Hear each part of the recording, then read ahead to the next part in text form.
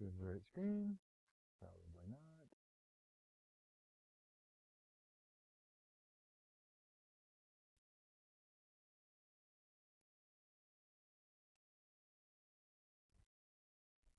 All right. Sorry about that little delay there. We're trying to figure out how to get Cengage to work correctly. So far, that's been a problem. All right. So this week is kind of an odd week in the physical class because typically we would actually be all hands-on. Now this year, because of the COVID issue, trying to figure out ways we can still do that and hopefully get some practice. So it may be a little bit delayed. So typically we actually make some cables in here this week on the on-campus section. Online it's a little harder. I've tried to do that before and it's a little harder to do that. But we want to talk about network cabling. Why do we use it? What is it used for? And we can show you examples of it. And then we look at why are things going bad? What is wrong when things aren't done correctly? How do we start figuring that out?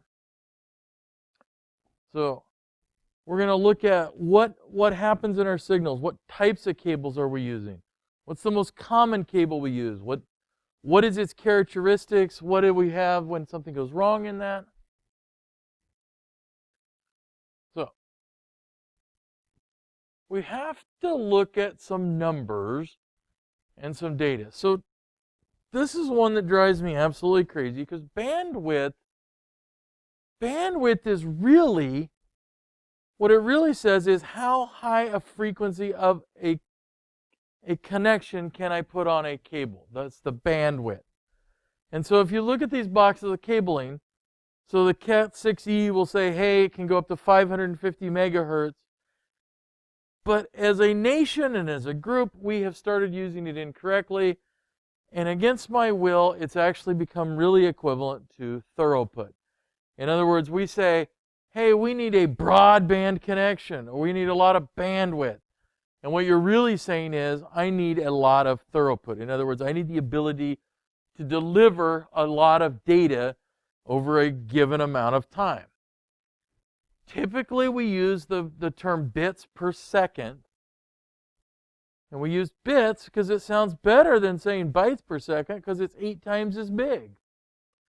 So we count every one of those zeros and ones when we express data and we express how quickly we're going to send it. So if we sent 1 bit per second, so every 8 seconds then we could send 1 letter of the alphabet, that would be 1 bit per second or 1 BPS. Well, now most of us have an internet connection in the megabits per second. So you get on Verizon or you get on Connect or whoever you've got around here and you say, man, I need a connection that's 20 megabits per second. And that's what it really means is that I am getting 1 million bits per second of data. And so if I'm getting 20 megabits of service, I'm getting 20 million bits per second. Well, that sounds like a lot of data.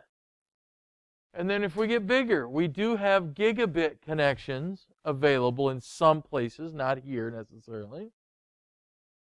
And we can even have terabits of information per second. So, bits per second, one individual 0 or 1. Well, this is all great. We have this data coming in, but what happens if something isn't correct with it? And so we have to also look at what can go wrong.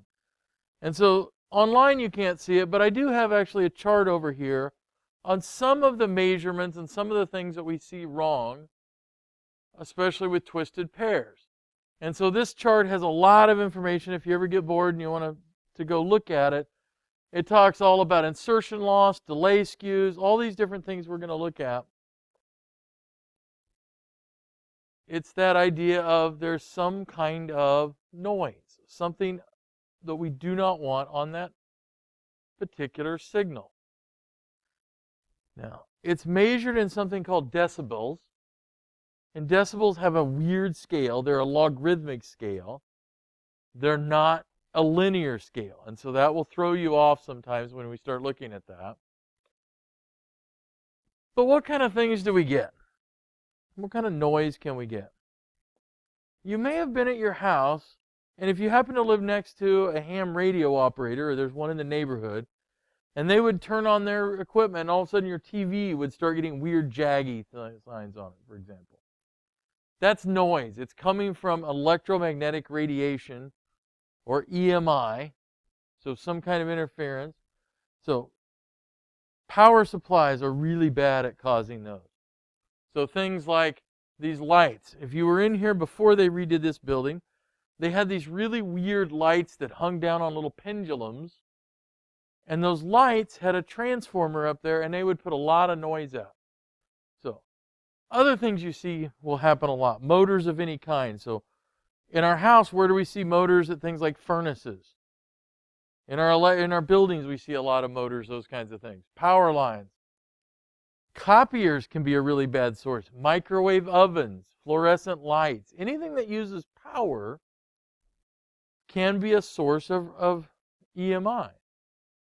And if we were decided we're going to put in our cabling and we're going to lay it next to a high voltage power line, we're probably also going to get some noise and some interference.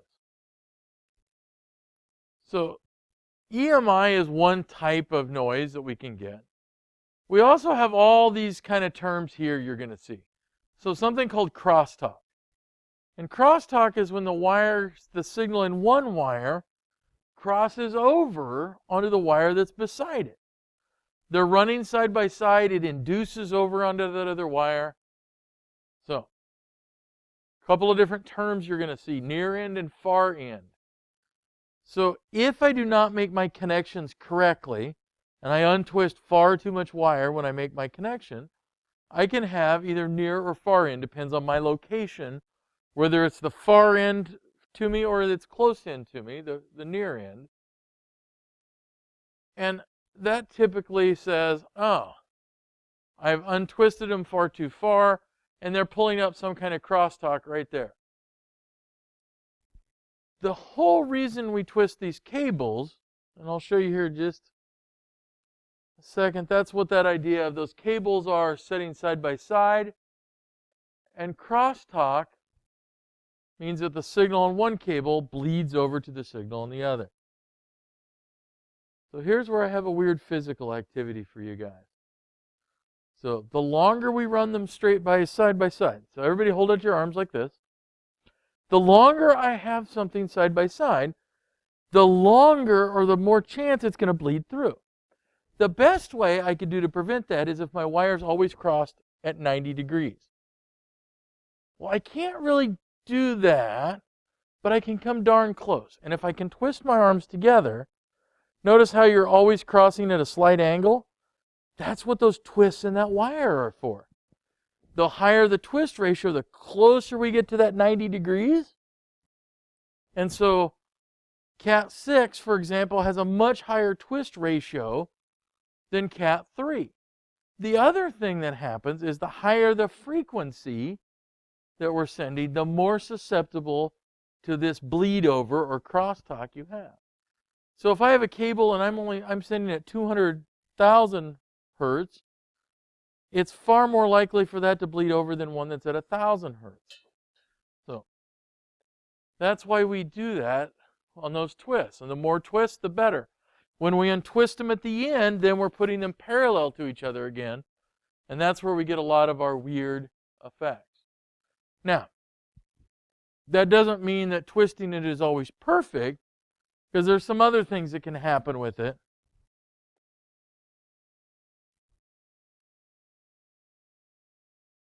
We have a couple of other things. And one of them, really, we had to come up with a fancy word, and we said attenuation. We really should just say, hey, the signal gets weaker. And that makes sense. The further you send a signal, the weaker it's going to get over time. Makes a lot of sense. We can boost that signal, so we can amplify it. But here's the problem when we just amplify it. If we just amplify it, whatever noise is already on there, so our picture shows here's some noise getting in there. it's going to also amplify that noise. What we really most of the time do is use something called a repeater or a regenerator. So we take the signal, we read it, so we say, hey, these are zeros and these are ones, and we resend it back out without that noise piece on it. Now, that's both good and bad. Each one of those repeaters, though, takes a little bit of time to read the signal and then regenerate it. So, again, we don't get anything for free.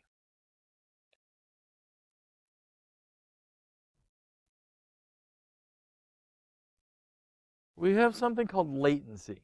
In other words, the time it takes to send a signal. If that latency is very large, we can end up with some transmission errors because the computer's already said, oh, I sent that packet, I didn't receive it back, I'm going to send it again. So if latency is an issue, in other words, how long it takes to travel down there, we need to think about that. And that's one of the reasons we have a limit for how long that our wires can be. Does anybody remember what that length is? It'll be a test question on the final, guaranteed. How far can I send it on a Cat5 wire like this? Ooh. It's an easy round number. It's like a football field but in meters, so that would be 100 meters long. We can send that. If we send it longer, then we have latency issues. Well, here's one of the reasons we run into that a little more often. So remember I said we twist, so the more we twist, we're going to get a better ability to reject crosstalk. But if you think about when you twist something up, what happens to it? Does it get longer or shorter? Shorter. So even though I have end to end of my cable, it says, hey, I've got 100 meters, but I'm twisting it a lot, we're going to find out you're going to have probably 110, 120 feet in that 100 feet because it's twisted up. So now we're getting closer to that issue of latency. The other thing is that what's in between there. So every time we amplify it with a regen, for example, we get more and more latency. So length and things in between. So if I'm sending a signal all the way to Belgium, it's going to take longer than it is if I send it across campus. That makes sense. How many things are in between? Every piece that it touches, it has to grab that signal, interpret it, and resend it. Takes a little bit of time. So we actually have a term called RTT, and we've actually seen it. We've seen it already. We just haven't seen it necessarily explained. So round trip time, how long it takes for a packet to be sent and received. So we can use it to measure what kind of traffic is going on. So if they all get the same delay, it's sometimes not as bad as if they get varying amounts of delay. So when they're varying amounts of delay, so sometimes we call that jitter. In other words, we're getting packets out of order. So the computer now has to hold a packet that it received, waiting for the one that comes in before it.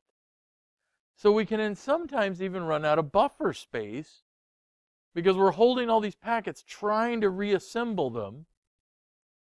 So if the packets are not arriving all at the same time or they've gotten out of order, that can cause us some processing issues.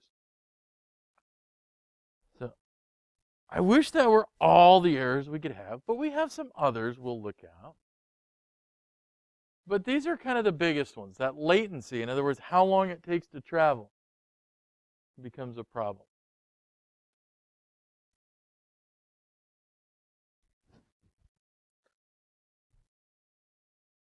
So we also need to figure out how we're sending that signal. How many of you used a CB or a walkie-talkie? Anybody of you guys use those? A couple of you? So a walkie-talkie is different than talking on the phone. Talking on the phone says, I can talk and hear at the same time. That's that idea of full duplex. I can talk and I can hear. Full duplex means I can send a signal each direction at the same time. Half duplex, sorry, my voice cracked there.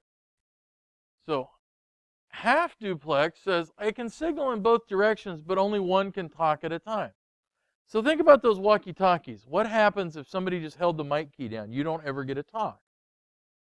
So half duplex means we send a signal or we can receive a signal. We can't do both at the same time. And then simplex is really the only one direction. So in other words, think of this as like a radio station.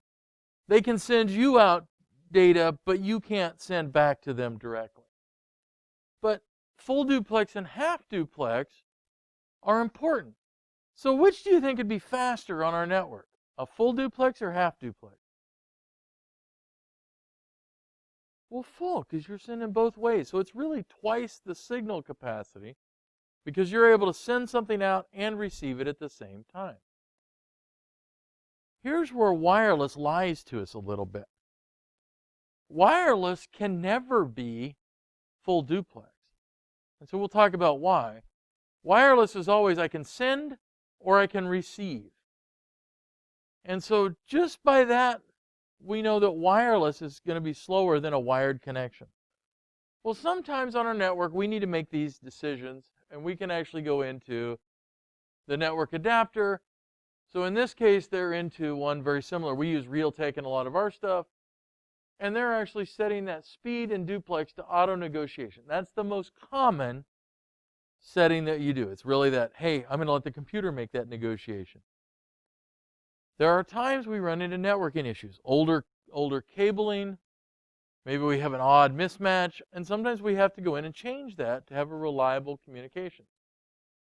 It is certainly possible for us to put in all the way down to a 10 megabit per second full duplex. Is it going to be slow? Yes, but maybe that's the only option we have. In this building, until a couple years ago when they finally redid all of the cabling, we had conventional phone lines still being used to deliver network to some of the upstairs offices. Because of that crosstalk, because of that grade of that cabling, those computers, you had to go in and set it to, I think in some cases, 10 megs per second. Otherwise, there were so many errors that you weren't able to actually get anything done. So that's one of the spots we can actually see that we do that.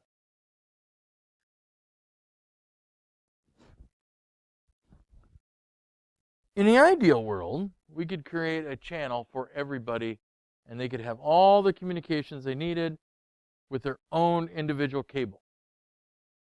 Well, that's not possible for networking. It's not possible for your house and your home phone, if you really think about it. And so we came up with something called multiplexing.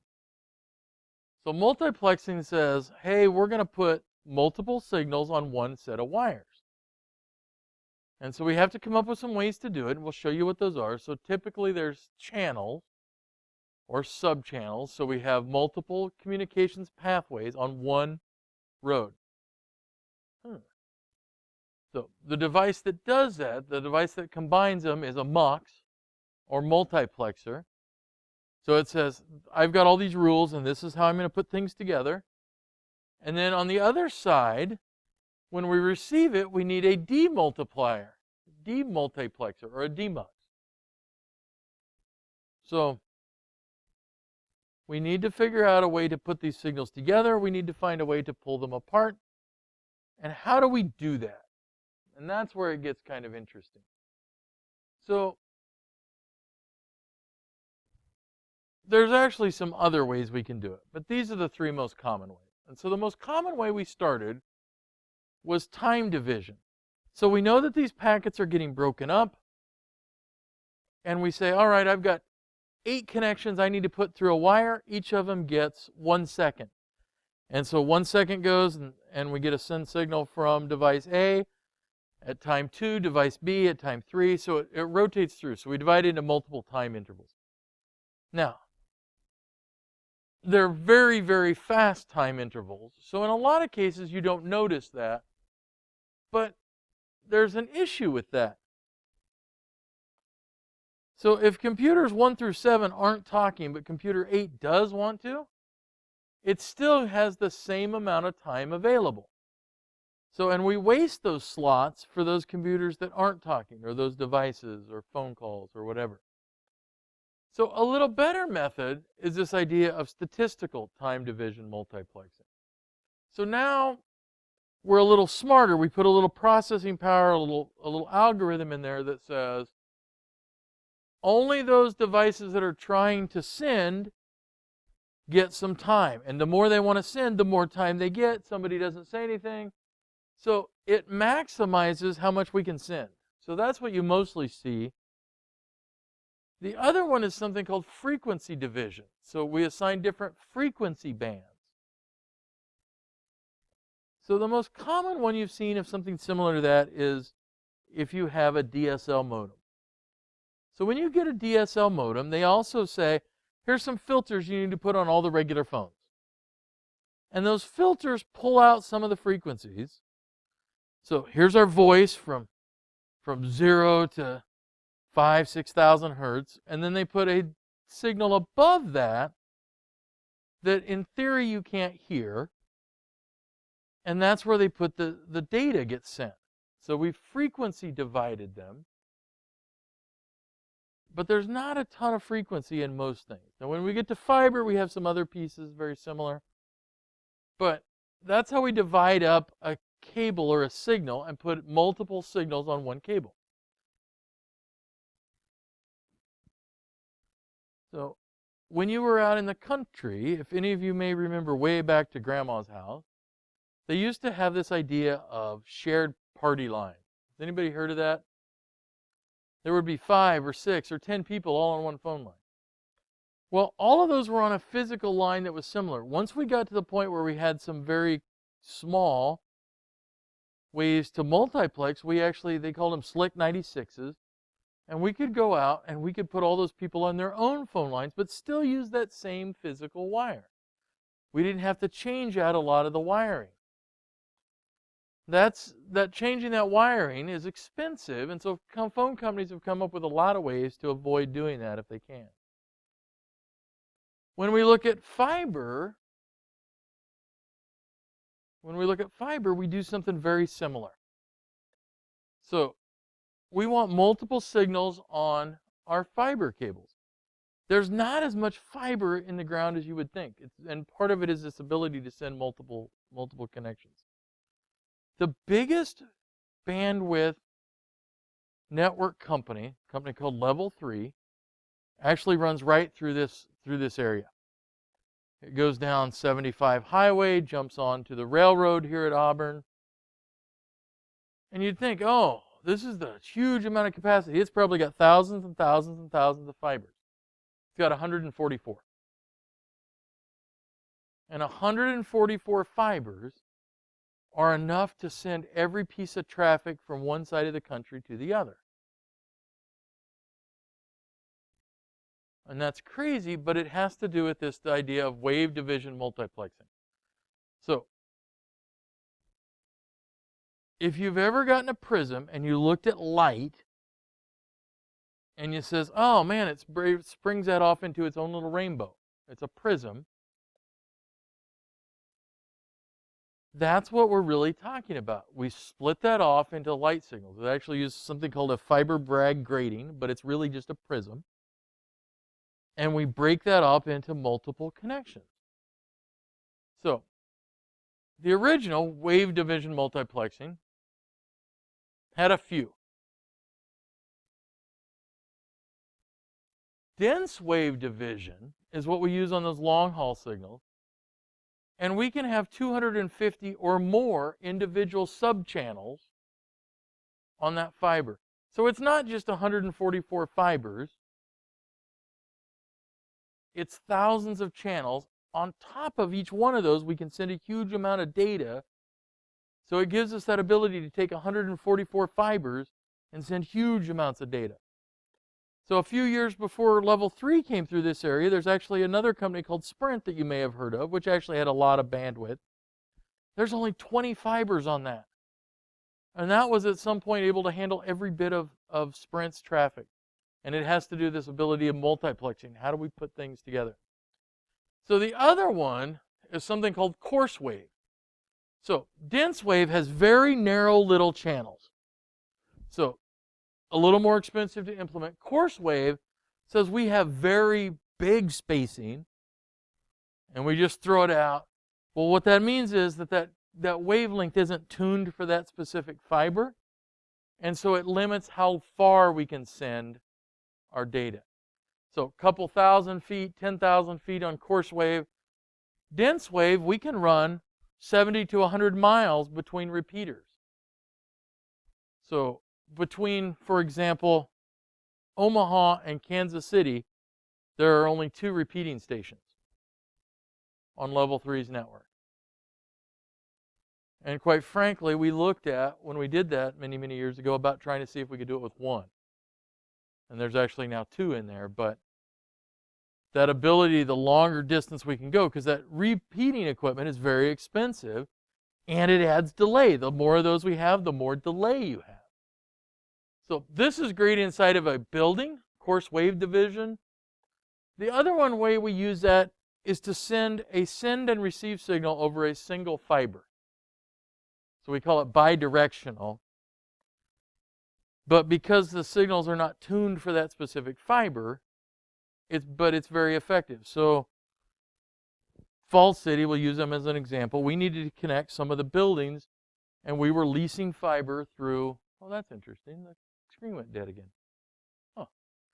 We were leasing fiber through the local phone company. They didn't have really enough to deal with it, so we proposed using bidirectional, so that from the sheriff's office to the police department, normally we have to have a pair of fibers.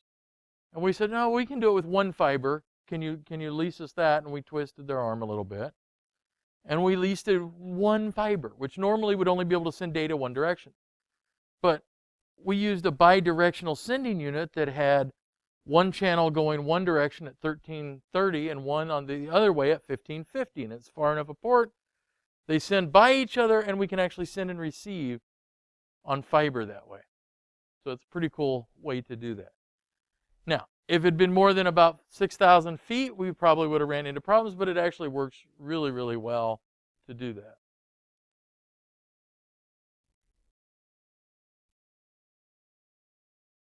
So here's multiplexers. You can go out and go buy your own if you really wanted to. So here's some 6-channel, 16-channel multiplexers. It's a way we combine signals onto common lines. Multiplexers are not cheap. So in some cases, it may be cheaper to put in an extra line. But thinking about a phone company or a bigger organization, it's usually not cheaper. So the other way we send cables, so we talked about fiber, we talked about the copper cables with 8 strands, the Cat 5s, Cat 6s. The other way, and our book goes, man, this is legacy, but it's not as legacy as what you would think. So as we use something called coaxial, and you used to see this all the time hooking up to your TV. You probably still do if you've got Spectrum or coax. This is the way it runs in. It's an odd-looking cable, and it has 1 conducting core and then a ground shield, and it screws in, and you think, man, that doesn't really look like much. But the advantage, that insulation and the way it works at a very high frequency. And so we can send a lot of data on these. So the phone companies were a little bit of a disadvantage to the cable companies. And the majority of the United States gets their internet from cable companies. And they, in a lot of cases, have not upgraded off of this coax. It's still being used in a lot of places. So the other thing you will see is when you get longer distances with coax, the other great advantage to it was how far it could send. And there wasn't just the size that you see when you come into your house. It's about the size of a pencil. There's actually some bigger ones. So RG11 is about the size of a garden hose. And it's about like trying to work with a frozen, filled with water garden hose. It's very thick, very heavy. But we were able to send thousands of feet a signal on that coax. So you're not going to see it in a lot of new installations, but we used to use it quite a bit. but you may see it as a legacy and coming in from your cable company. So this is what, and I think I passed around earlier so you guys could physically see it, and we'll make you guys do one. You guys are going to get to learn how to build a cable in here somehow. If I have to spray everybody down with bleach as we do it, we'll figure out a way. But there's 4 pairs of cables in there. So 4 pairs, in other words, 1 send, 1 receive on every 4 different groups. So the diameter doesn't mean much to you. You know that they're small wires. There's also some wire sizing where you say they're 22 or 24 gauge. These pairs are all twisted together. And now that I made you do the little arm thing, you can actually see, hey, they're crossing each other at closer to right angles. The tighter we do it, the closer it is. So, Gigabit Ethernet, which is really kind of our low-hanging fruit, the standard for most things now. Most standards actually use all 4 pairs. Fast internet, or 10 or 100 megabits per second, can really only use 2 pairs of that. It's just 1 pair to send, 1 pair to receive. It only uses half of those wires. And here's where we run into a lot of weird problems. You go into a building, and they've wired it 10, 15 years ago, and they say, man, everything's great. We'll just upgrade from 100 meg internet to 1,000, plug in a switch. And what we found is somebody discovered, hey, I wasn't using all 8 of those wires. Let's steal a couple of them for an intercom system. Or let's steal it and put phone over it. Or, hey, let's put 2 network connections on 1 cable. So you have to be a little careful and check and make sure that somebody hasn't done something like that. So most of the time we need all 4 now. So the other thing that will happen is even if they didn't steal them, did they test all 4 pairs? And so you have to sometimes do some retrofitting to try to figure out what's going on. So typically if you're going to put in new cabling, it's going to be Cat 5e or higher. Cat 3 was a phone system. Cat 5 isn't really a high enough frequency in some cases to do gigabit, but 5e is. I would honestly say with the price difference between 5e to 6e, I would probably purchase 6e. It's a little harder to deal with because it's got the spline in the middle like the stuff that I showed you guys. There are 7 and 8 level cables now that really are designed for 10 gigabits or higher. They're expensive, they're hard to do, you can't really do them on your own. Honestly, I don't see as much use case for them as I do for going ahead and just moving to fiber. Now, I will say I'm a little biased as I have put in tens of thousands of miles of fiber in the United States, so I'm a little biased towards fiber. But I don't see a use case really for 7 and 8. And there's probably a few, but in most cases I think we can do the same thing with fiber better than we can with that. They all fall under this TIA EIA standard 568. And you'll see that term come up. And you'll see us say, hey, 568A or 568B, and we'll show you what those look like.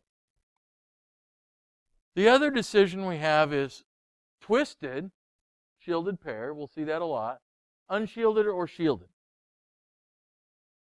So the shielded adds an additional ground line, and I know it's hard to see in this picture, but if this were shielded, this area that's clear would actually be metal to actually drain back on one side or the other.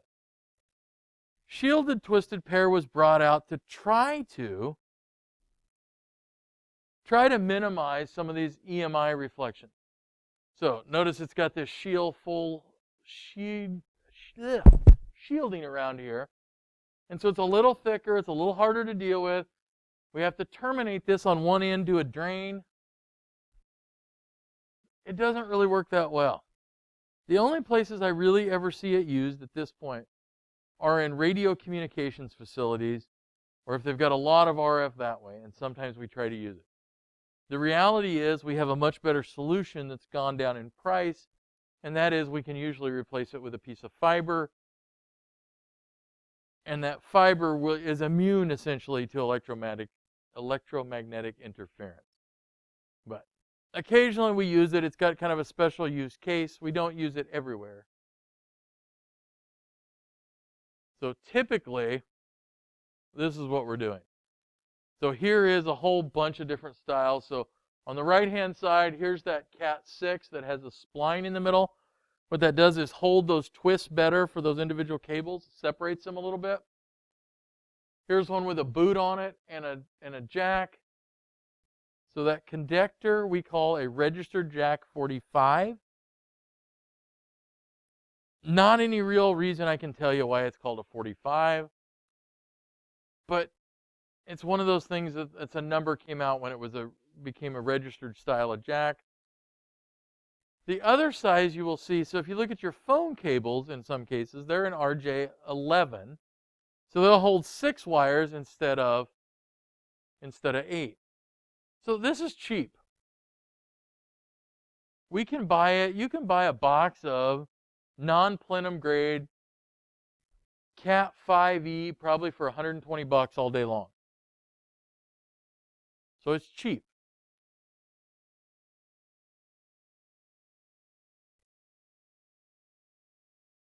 So if I compare the two of them, so shielded twisted is more expensive, uses a slightly more expensive connector. STP is more noise resistant, but not a whole lot. And they both have the same distance limits. So they really scale to 100 meters at most. And this is kind of a misnomer. It says, hey, I can do 10 gigabits per second. But I can't do 10 gigabits per second typically at 100 meters also. So that speed will start to scale down a little bit.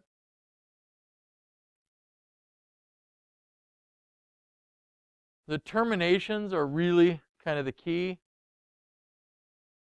And part of the reason this is so popular is we can do this, and we have tools back in the back. They were literally $8 a piece. The jack's about a dime. And so to put these together, we're not talking a lot of money to do it. Now, if you're going to do it professionally, well, you'll probably have better equipment. A really good set of crimpers is $100. That's still pretty cheap. You goes, man, $100. To do fiber correctly, you actually need a fusion splicer. And a fusion splicer, a good one, is still $8,000 to $10,000. So there's a level of difference. I can do this anywhere in a building. I don't have to be in a clean room. I don't have to do particular prep. It's ubiquitous. It's everywhere. We can do it. It's great. So here's the problem, though. We've got 2 standards. We've got A and we've got B. Great. And you would think, all right, everybody uses A. But Destiny, what do they really use? I don't know. I'm just picking on you. If they don't use A, they use B. And you'll see this as a great argument that we want to use B everywhere. The problem is sometimes we use a cable that's A on one end, B on the other. And we'll show you what it looks like, but what it does is it's something called a crossover cable. So these you will have to memorize for the final, the color codes. And I know that sounds really horrible, but once you've done these a few times, these really are at your brain. So there's a couple of things that happen in there. So if you look at these color coding, we always start with so white, orange, orange. So in other words, the one that's got an orange stripe on it, of those cable pairs, the only place that we change is in the middle. And the middle changes on both A and B. In the middle is blue and blue-white. Everything else is minor color first. So it makes it easier to remember. So 7 and 8 are the same on both of them. White, brown, brown, white, brown, brown. So the difference then, there's only a couple of differences between them. So notice we start with white, green, and green versus white, orange, and orange. So there's not a lot of difference. And if you look at the top chart, you can see how those are paired up. So those are the 2 major ways that we have cables connecting. As long as they're both the same type, it works really great as a patch cable or as a connection. So in some ways, it doesn't matter if I do A, because I've got A to an A, it's still going to pass the same signal. If, however, I have A to B and I have something weird, I may run into a problem. So there's a couple of other ones you're going to see. So a crossover is what happens when we have an A on one end and a B on the other.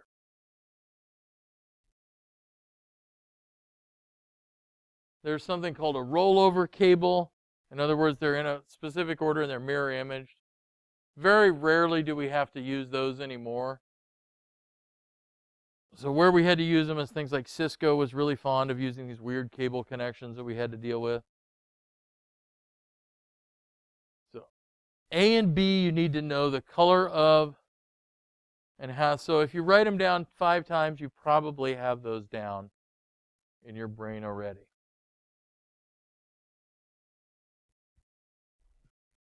So this is that rollover where they're just completely reversed. Kind of looks weird. Not used a whole lot anymore.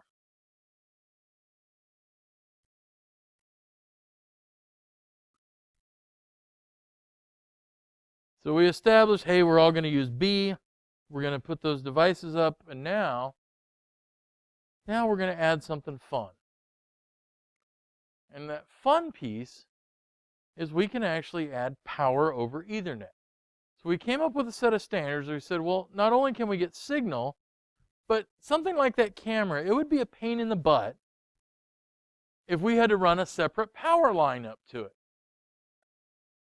Maybe these phones that are desks. So most of our phones now are VoIP phones. That would be a pain to have to run a separate power connection to it.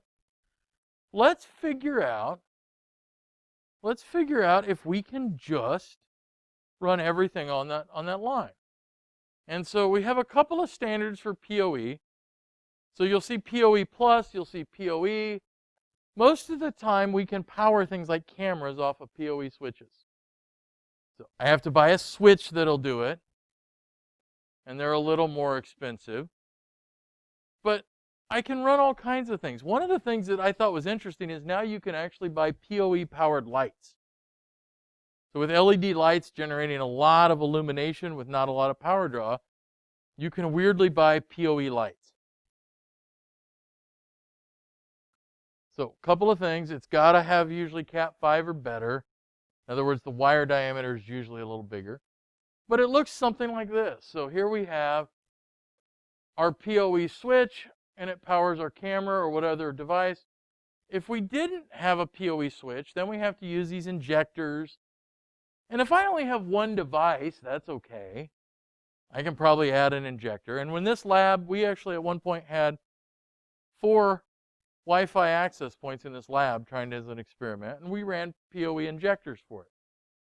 At that point, getting a switch that had PoE was very expensive. The power injectors at $50 a piece were a much cheaper way to go.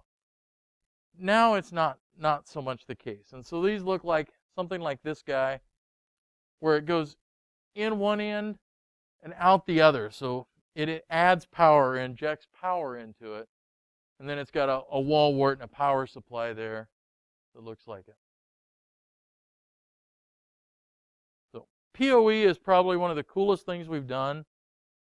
We can run all these kind of devices on them. So some of the low power projectors powered off of that. You can power your, if you have like a Raspberry Pi with a hat, you can actually power it off of there.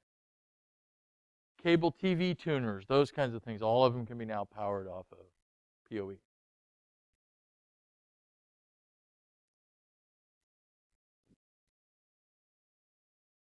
So let's talk about some standards.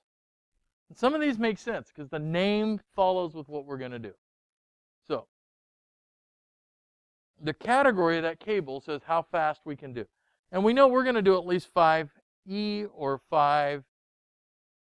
We can usually get 1 gigabit per second pretty easily on all the cable you're going to run now. Getting faster than that takes a little more effort. And now we've got this auto negotiation piece, so life is pretty easy. But To make life a little easier, we have these standards. So 100 base T. So 100 says our speed. Base says we're baseband. We don't need to mess with that yet. T stands for twisted, and then it's fast Ethernet. So it's 100 megs per second, takes Cat 5e or better, and takes only 2 pair of those 4. The gigabit Ethernet, so what we have in this lab, 1,000 base T, same nomenclature, so we say it's 1,000 bits per second, twisted pair, and we call it gigabit Ethernet. So maximum transmission speed, 1,000 megabits per second. Distance is still 100, doesn't change in this case.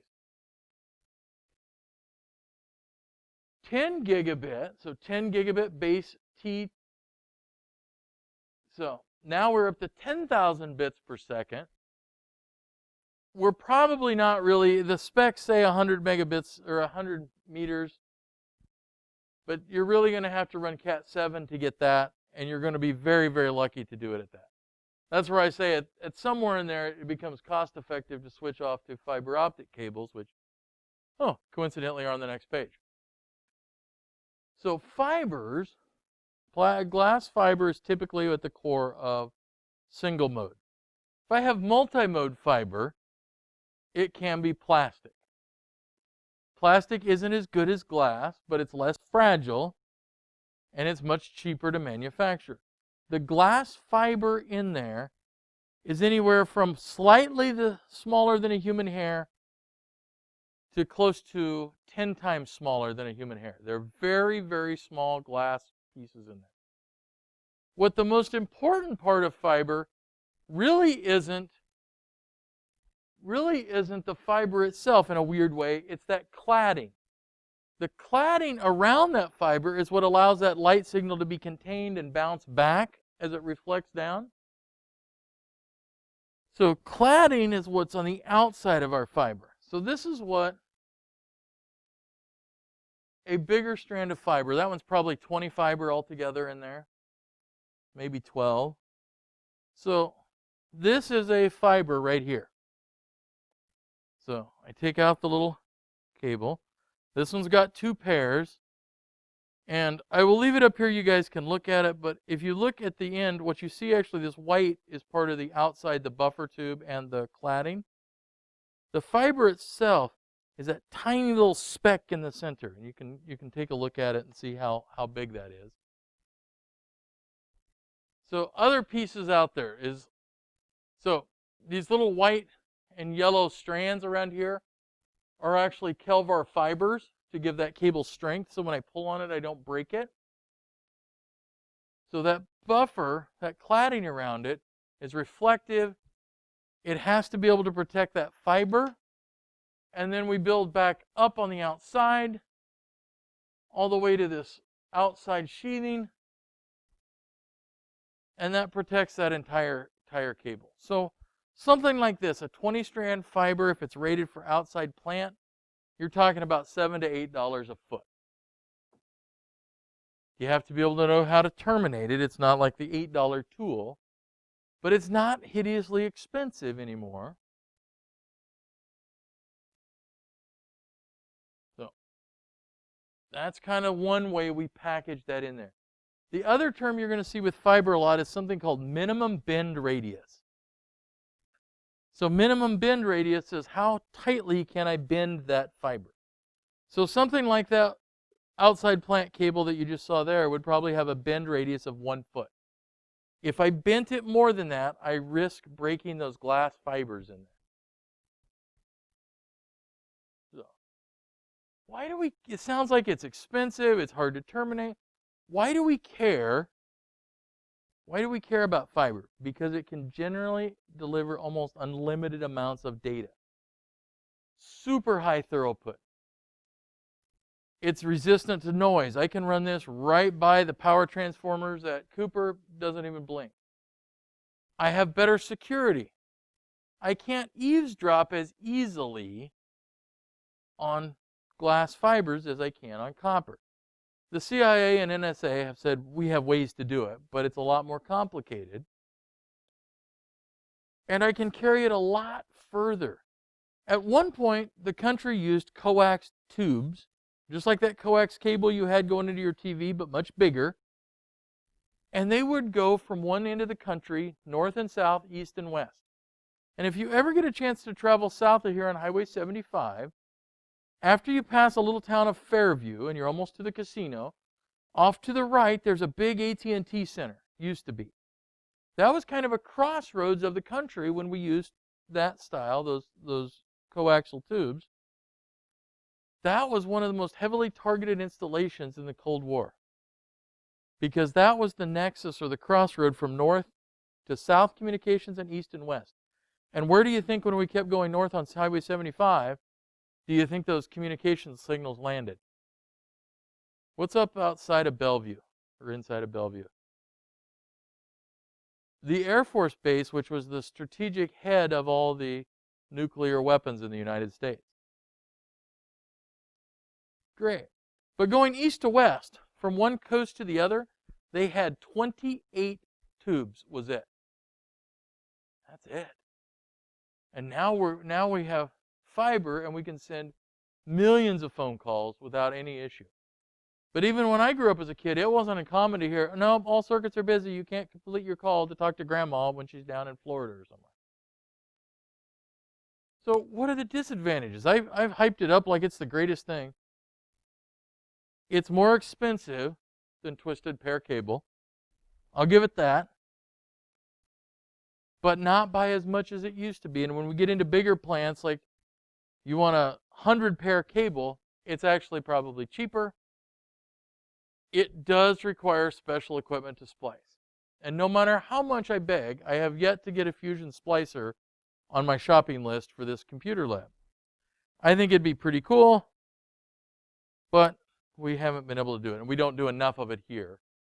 So one of the ways I can tell that somebody's out doing splicing, they usually have a trailer, and you'll see a trailer alongside the road. It'll have an air conditioning unit and a generator, and they actually pull the cables up out of the ground at a splice station and into that trailer to splice them so it's in a clean environment.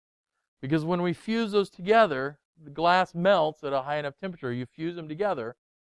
If you had any dirt in the air, it can actually get fused in there and have a less reliable connection on there. So fiber is the ultimate standard in that ability to send data. I can scale it to literally whatever length I need. So the book talks about going 40,000 meters. I can usually go far beyond that now. So usually I can get close to 100 miles with a single launch and a receptor. So it does depend on the fiber, and you know, that adage, you get what you pay for, certainly comes into apply. But a device like, walked away from it. So a little guy like this, so I can pick these up for $28. It will send a signal over about 6,000 meters at 1 gigs per second. I can take a device that's about $500. It looks exactly the same as this. I can send 10 gigs per second over that same fiber. It's now getting to the point of being fairly cheap. So at our campus here, we have fiber that connects one building to another in the old steam tunnels, which there isn't much left of them at this point. And that fiber in most cases is 25 to 30 years old, and we're still able to use it. It just depends on what the end equipment we put on each end. And so there are some buildings, I think this building now has a 10 gig per second connection to the administration building, our data center on campus.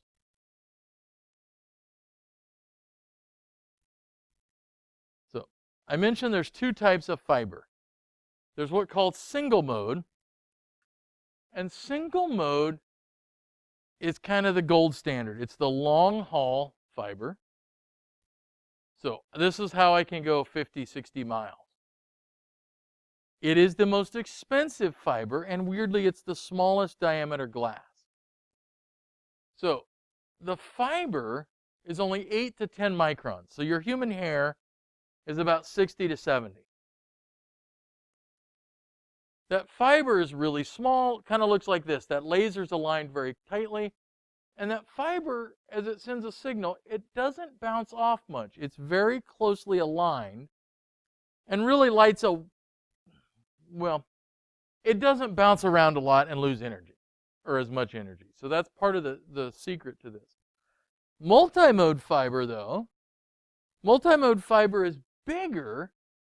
So here we have, there's either 50 or 62. So this fiber you see here, this is a 50 micron fiber. So as small as that is when you look at the end of it, single mode is about 5 to 6 times smaller than that. So I can even be made out of plastic. So that one happens to be glass, but you can make them in fiber. So we use these internally a lot, shorter runs. If I need only 1,000 feet, perfect. If I need a couple thousand feet, perfect. If I need to connect in all my servers together at 40 or 100 gigabits per second, perfect for that. But they don't send as long a signal because that light or that modality of that light isn't tuned exactly to that size of that fiber. That light bounces around, and every time it bounces, it loses just a little bit of energy.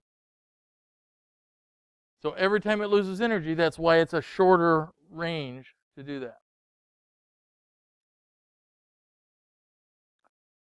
So then we have to figure out what kind of, because we can't have just one type of end.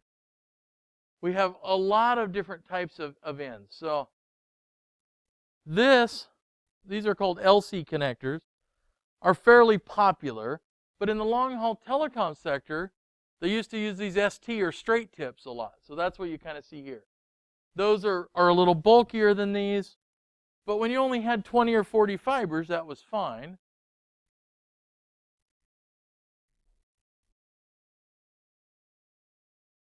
And then how they polish them to come together. So when I have two fibers coming together and it's not a fusion splice, so here it's a mechanical, they're never going to fit together exactly perfectly. So we polish them in different ways. So an angle polish for multimode, great. Notice it has a little bit of reflection, but this model, the ultra polished, actually has a little more. So angle polish kind of wins at this point because we don't have a perfect way to get those mechanical connections yet. We get better and better all the time. So all different kinds of connections you're going to see. So these are, like I said, the LCs. You'll see a lot of them. So this is what I have here in class and showing you something like this. So this is what we call a media converter. That takes a signal from fiber and converts it to an electrical connection. Well, a lot of our switches now actually have these spots for something like this, a mini GBIC, and we can actually plug this directly into our switch. So there's various ways we can do that. Media converters are one way to do it. We don't use them as much as we just plug straight into the switch now. So that's the original style GBIC. It's a very big thing. Now we've got these little miniatures. That one's probably 4 times as big as this guy. It's like 1.5 inches tall. These are 1/2 inch. And so now we can generally plug and play right into our switches. And so you'll see a list of all of them. You will not have to memorize all those. So this is actually, I think this is an SFP Plus, is what this one actually is. Everybody wants to make their own connectors and different pieces. So really, whatever switch brands you buy, look at what they'll take for connections.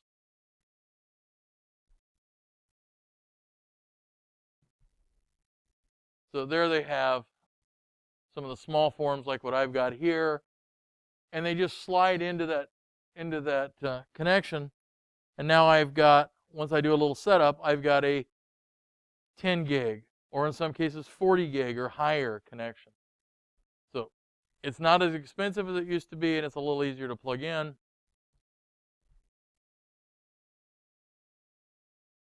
So you do have this idea of this bidirectional. So that's what I was talking about, where we're sending both signals, one on each direction. So usually they have a widespread, so you don't get as fast a connection, and usually it's multi-mode only. So different standards we have. All right. These tell you exactly, in most cases, what it is. So gigabit, something like this, says 1,000 base, so we know it's gigabit, LX or SX. So LX, long range, SX tends to be short range. So if you see an S, it's long, an L, a longer range, typically. But notice we're already, so even on multimode fiber, a generic cheapie like this, we can easily run 550, 600 meters. That's 5 or 6 times as far as we can put it on a wire. And if we use single mode fiber, we can send that for 5,000 or more. And then we get into some of our other connector types. So if we get up to the 10 gigabits, so the short range, well, you can go 300, 400 feet. Depends on what your fiber is again.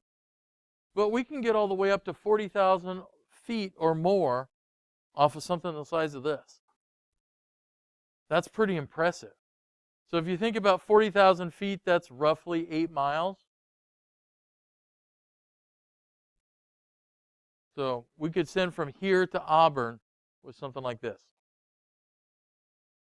And I'm going to guess we could do it with a couple $500 devices.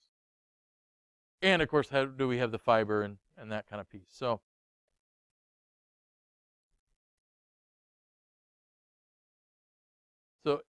if I look at this, the difference in the size, so the smaller the size, the further I can typically send. And I know that seems backwards, but if I have 50 micron multimode, I got about 550 feet or meters. If I have 62.5, I only go 275 because it's better matched to the size. So here's where things can go badly wrong. I have to do a little planning. I have to make sure that my patch cables are the appropriate types, that I'm sending the right type of connection, and that I'm sending the right type of signal and the right type of fiber. They're different for different types. So single mode fiber and multi-mode fiber, and even if you have plastic, are looking at different wavelengths. In other words, what the size of that light beam that's going in, because light has a wave to it. And so we have to match them up. The other piece that can really happen is dirt gets in there. And so like these that I play around with, I would never plug this in a production system because I've had it out here to play around with. We've pulled, they have protectors on them, but I've pulled them off on one end. I would never plug this in a production environment just because of that chance of dirt. It doesn't take much dirt to actually make a mismatch. So one of the advantages on places that we have a little issue with this is dirty, dirty, dirty environments. How do we handle it? So usually we'll put these fiber cabinets inside of a sub cabinet that we have sealed up in some way, try to. Because dirt, if it can get in there. Now once that connection's made, it's hard to get in there. But dirt can really cause an issue with us.